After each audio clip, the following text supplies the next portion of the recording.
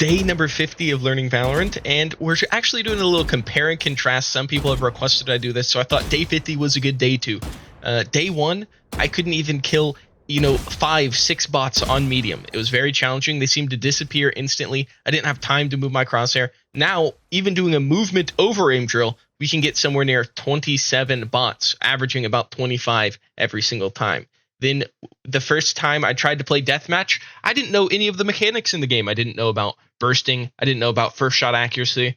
I didn't really know anything. So I was kind of just running around trying to aim at people. I did watch a couple of tutorials. So if you see there, I actually was better at pre-aiming back then than I am now, to be honest. But everything else was a little bit rough. It's very interesting to watch because I'm kind of like, you could tell I'm just internally panicking because I'm like aiming everywhere except for the spot they're most likely to be. So I have 0 game sense and also no clue what I'm doing. Today, we were doing our drills I showed yesterday where I didn't actually shoot during my first deathmatch. And I just practicing movement, like trying to dodge people's bullets. And I also tried practice like peeking and unpeeking corners, maybe jiggling a little and then wide swinging. Things like that, just so I can get reps in. Because if you get against one target that can't hit you, you can get a lot of peeking reps in rather than just killing them on the first shot. After that, the second game we had to shoot after they shot at us, and then the final game we kind of just played it normally.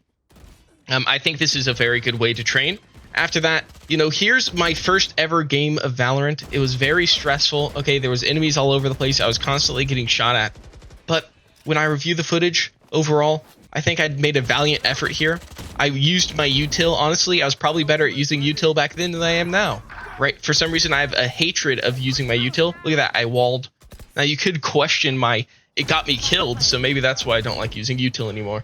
Because I got punished for using it poorly in the past.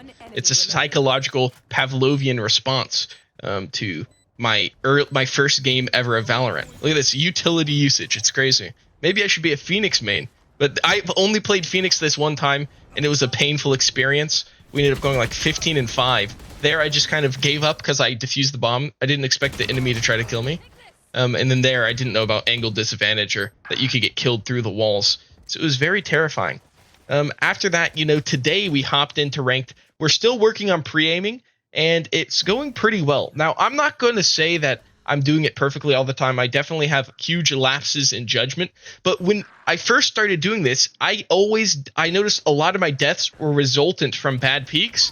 And I would say nowadays, it's probably more to do with my gunfight hygiene degenerating. But my peaking is improving. So once I can get my peaking better, we go back work on the hygiene. My peaking might decrease a little bit, but it's definitely not as bad as it once was, right? So we just slowly increase them over time, and then boom, I eventually become an absolute demon that can shoot people. And then I can worry about other aspects of the game, like communicating with my teammates. Right now, I'm kind of just not doing that. Why? Because I have other things to focus on. But I'm probably just going to spend a week one time focusing on communicating with my team, because I think that's a very important aspect of the game that will be free RR, maybe like plus 50 RR if I can just learn how to talk out loud. And to call out locations and be like, hey, I heard someone here, right? Why am I not doing it now? Because I feel like I don't need to add anything extra onto my mental stack. If you see here, the first couple days I tried to do this, I could only have like 1 or 2 good clips. But nowadays we're having like 2 or 3 or 4 good clips per day. So we're slowly increasing the number of correct peaks. Here I get a nice little ace to commemorate day number 50. Very nice, very cool. Probably the most chill ace I ever had. I kind of just stood still and killed them all. And I think that's my second ace ever. So I now have 1 per episode. I got my ace for the year. Now, we lost our first game, and I was playing really passively on defense. Second game, I started playing offensively on defense, kind of just pushing and flanking, and I think it worked out much better. After that, of course, a little aim training to refine our mechanical ability.